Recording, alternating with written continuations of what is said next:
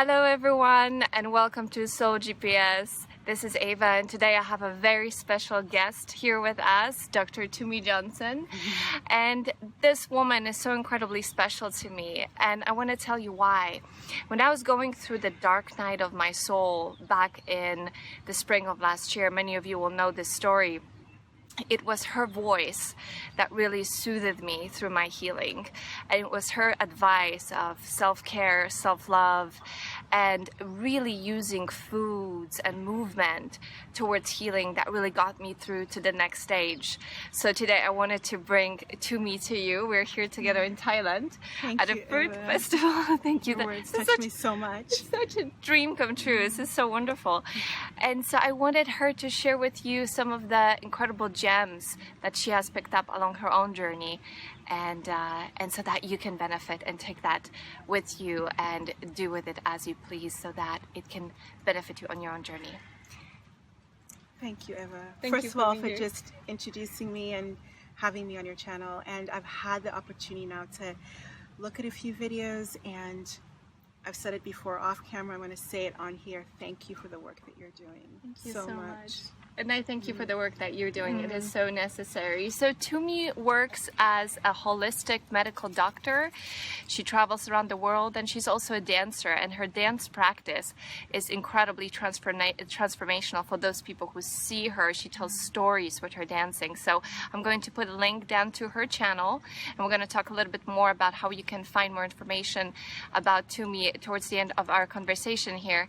But I highly recommend that you check it out because the information you'll find there is quite inspirational. So, all right. Okay. Without any further ado, I wanted to ask you a few questions, and especially I would like to keep it in the framework of self-care. Yeah. And you know yourself, you're a living example of what it means to take good care of yourself. And I wanted to ask you, what would you say to our viewers that people can do as they're coming out of those incredibly toxic, difficult relationships right off the bat when it gets really dark, really difficult? I mean, some of us can get out of bed. Yes. You know, it is that difficult. This whole world crashes. What are some of the most important things you would say that they can do, that we can do, in order to move to get that to the next step? Such an important question. If there's one thing I would say that I think that one thing from that so many things come from, it would be self-love. If there's one thing I would say to practice, because it is a practice, is unapologetic self-love. And I'm going to say why. I think, you know, I've had the privilege of working as a doctor now for over 15 years, and I've met many people who have survived really toxic relationships. And I myself in my life have had toxic relationships. And I think when you emerge from them, there can be this thing that happens where you blame yourself. Yeah. And you start saying, how could I have let myself be treated this way? How could I have let this happen? What is wrong with me that I would do this to myself? And it's all self-blame and self-criticism. And what's so ironic about that is that that's also toxicity. Right. And that's you giving yourself toxicity. And what I've seen with that is that when we get into that mindset of speaking to ourselves that way, we can sometimes perpetuate the cycle. We can find ourselves going right back to that pattern, because the pattern is really one of blame and criticism and toxicity. So speaking to yourself in a way of lack of self-love and judgment and criticism can just get you back in the same place. So what I find, the chink, the clink, the way that breaks the cycle is to do the opposite. And hold yourself as you would a little child, a little girl, a little boy, and love yourself. And say, you know what? This happened. You chose this, and it's okay. Right. It's okay. And from here on out, I'm going to love you. I'm going to love you as you are. And so I can't speak highly enough about self-love, because we learn in medicine, if you practice psychosocial medicine and you're helping people with addiction or to break a bad habit, we know that the strongest thing someone can do is to speak positively about themselves. Nobody ever changes something by beating themselves up. You won't change your habit positively by beating yourself up. It may seem like you do, but it won't last very long. Right. So it's self-love over and over again. And what does self-love look like, right? Because it can seem like this big, love yourself. One practice that I would recommend that I do with patients and clients, I say every morning, look at yourself in the eyes, in a mirror, if you can do it. If that's too much for you, even in meditation, but if you can, look at yourself in the eyes and say to yourself, I am worthy of love as I am. I am lovable as I am. If nothing were to change about who I am still worthy of all the love in the world. And the first few times you may say that, you might be like, this is fake, I don't feel it.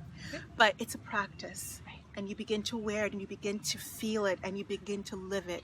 And then you begin to make relationship choices that reflects that love. It is almost like an automatic changing of the software. Yes. It's like reprogramming. Right? Yes. And initially it might not feel like, what am I doing? But then I had the same experience. It seemed really weird to do the mirror talk, but after a while I craved it. I would wake up in the morning and be like, I can't wait to do it again. Yes. Because it was like eating the most delicious food. It was like, it was nourishment. Yeah, that's perfect. It was nourishment. It is. Which is kind of a perfect segue into our next question. And that is about food. So Tumi will share a little bit more about her food practice, which I think is wonderful. And I just remembered when I went through my dark night of the soul, my big undoing, one of the first things I did was to cleanse. Was to cleanse my body, because I felt like it was holding on to all this pain, to all this residue. And I thought that eating food that it was most natural, most juicy, most filled with light and vitamins would help purge my tissues off of that toxicity. So what would you say to me is the relationship between what we take in and our thinking? First of all, that was poetic, what you just shared. Really, that was beautiful, and it's so true. And if you've experienced it, you know the truth of this. Let's just talk. We know that food affects us physiologically. I'll just start with that before I get into the energetics of food. A lot of times we think about thinking and the mind as being separate from the body, and they're so connected. The brain is literally part of your body. There are nerves that run between the brain and the intestinal, the GI tract. So what we eat is intimately connected to our brain. When we eat foods that are processed, that have lots of additives, they overstimulate the reward centers of our brain. And all of a sudden we are craving more, we're craving more. It can lead to disordered eating and binge eating disorders, and choosing more and more of these addictive and unhealthy foods. When we eat foods that are not filled with light, that are not Mother Nature's intended food, our blood sugar balance is out of whack, basically. And that literally affects our ability to judge. It clouds our thinking when you have these sugar imbalances.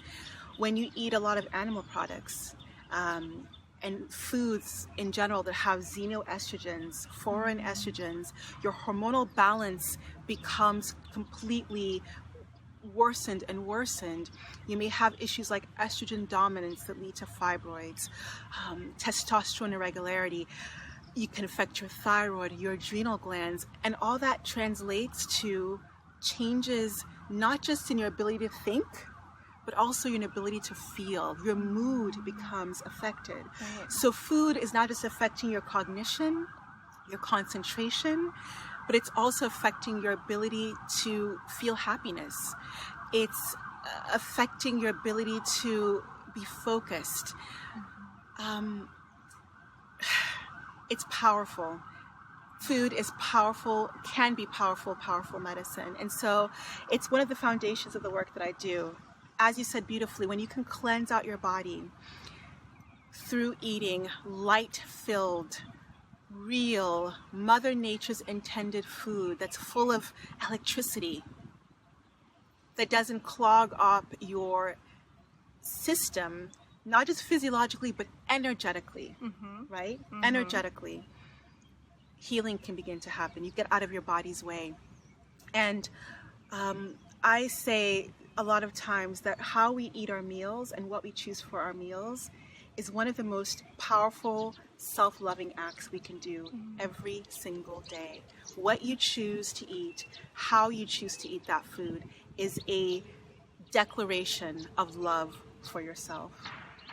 And I know that you have a very beautiful eating nourishment practice. So there's a lot of intention that can go into how you consume your food, into the preparation as well. It digests better, assimilates better when you're actually with the food. It can become a meditation, and it's a great practice of mindfulness, right? Which allows you to I don't want to use the word fight, but let's just use it here for a moment, to fight off the hijacking, right, that occurs of the thinking process, the cognitive dissonance, the wondering, the mulling over the relationship, right, because that can last for a while.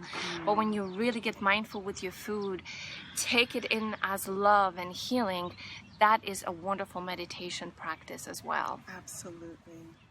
So I love how you say how the two really dovetail. When you have the positive thinking, then you eat really high electricity, nourishing foods, and then if we add one more component to it, which is movement. Oh yeah.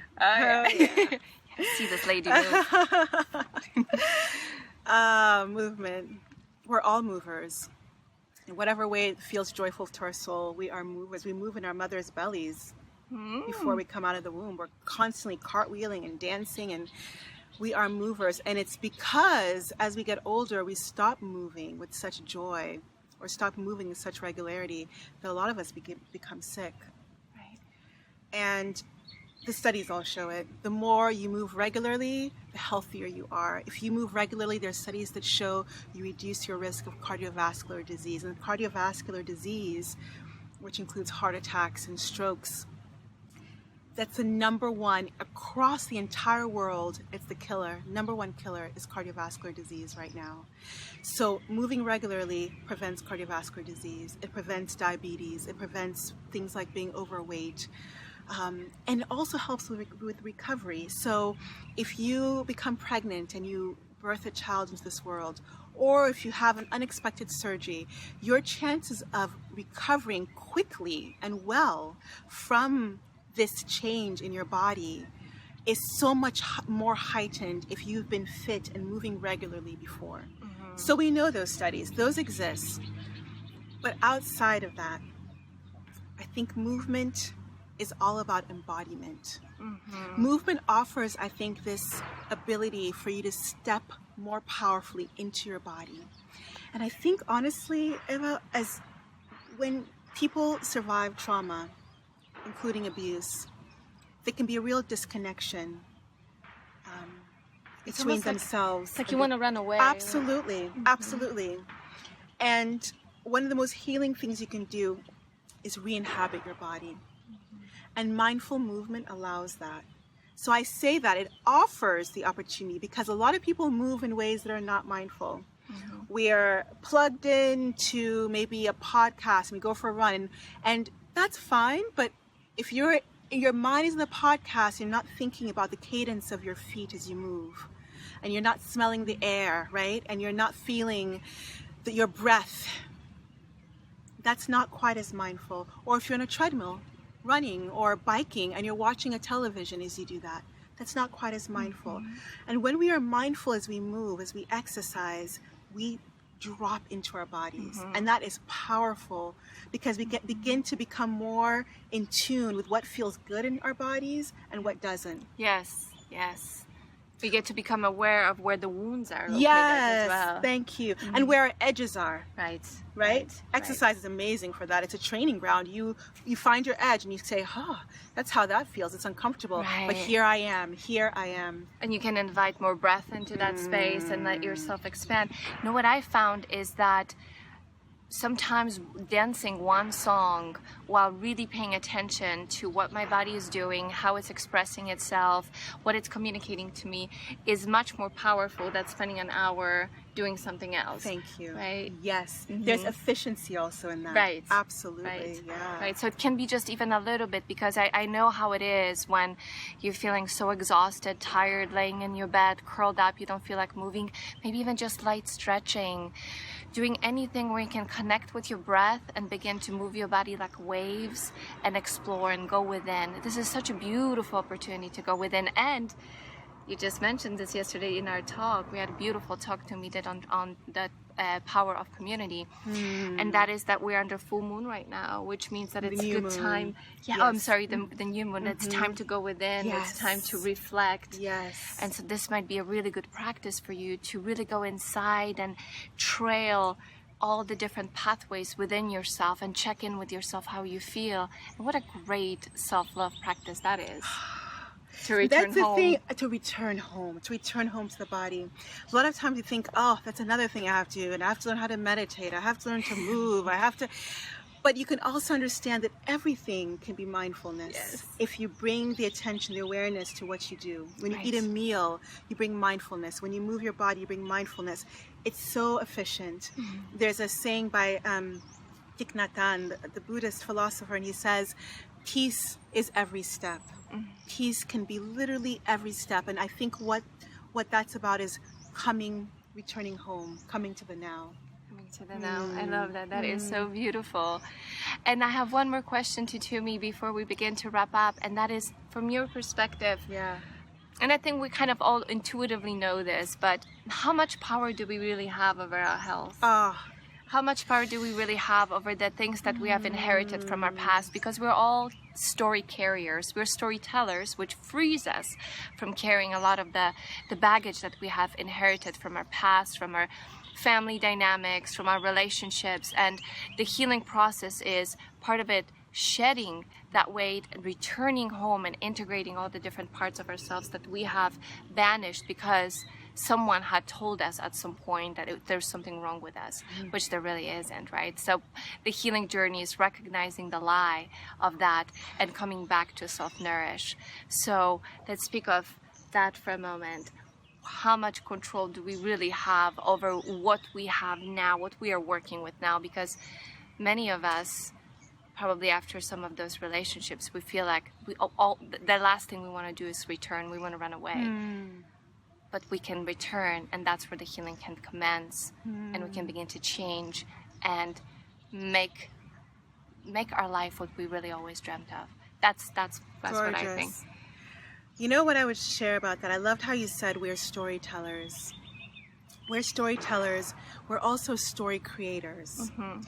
Because a lot of times also with a history of abuse, of trauma, of something that just you don't want any more part of, we're used to telling that story. We're used to saying, this is the story, this is the story. And at some point, if we want to heal, we have to create a new story. We have to let that old story go through some of the beautiful ways that Eva's been talking about, through releasing with movement, through increased self-awareness, through detoxification and purification with light-filled food. Through those ways, we can let go of the stories that no longer serve us, and we can begin to create new stories. And I think this is really, really important because it's empowering. If we feel that we have this story that our mother told us, our partner told us, we've told us, if it no longer works for us, we can absolutely rewrite our stories. And you asked me, how much control do we have? And I love this question because I just wrote a book. I don't know if I've shared this with you. I finished writing a book. It's called Delicious Healing because I believe healing is a lifelong journey, and healing is about wholeness. And I believe, you used the word, I think earlier, I believe it should be delicious. I believe it is delicious if we bring that mindset to it. So in Delicious Healing, I talk about 7 aspects of health that I believe are so key towards living your happiest, most delicious, healthiest life. Food was one of them, movement's one of them, but another one is love. Another one is love. There's 7 of them, but what I wanted to talk about with that is that you mentioned Do we have control over these different aspects? And I would say, I believe we have more control than we even think we do. Even if, let's say food, you say, I live in a food desert, or I live in Scandinavia in the wintertime, there is no fresh fruit and light-filled food to be had. I don't have control over that. Maybe not, but maybe you can choose other foods that might not be raw vegan or living foods, but you can choose something a little bit healthier than processed food. There's a spectrum. Right. But even more than that, I would say, look at what you feel like you can control. Look at the other aspects. Look at the love in your life. Look at movement. Look at rest, which is another part I speak about. Huge. Look at the aspects of your life you feel like you have control over. Because I also think that it's a domino effect. The more you move towards which you have control over and start positively shifting that, the more you feel empowered, you understand that it's all mindset, and then you see you have much more control than you really do, and can start changing other aspects of your life. Right, and that really invites, it's like when you talk about embodiment and really incarnating into this life to really fully hone the lessons, you're also more fully inhabiting your environment. You're claiming your space. And I think that so many of us, you know, we come from a place where we felt like there was really no place for us in this world, and we just kind of, you know, vagabonded around, and we're susceptible to predators, to abusers, because we didn't claim our place. And this is the turning point right now. I just want you to guys know that if you're going through this is a beautiful opportunity to become more conscious, more fully embodied, and much more empowered.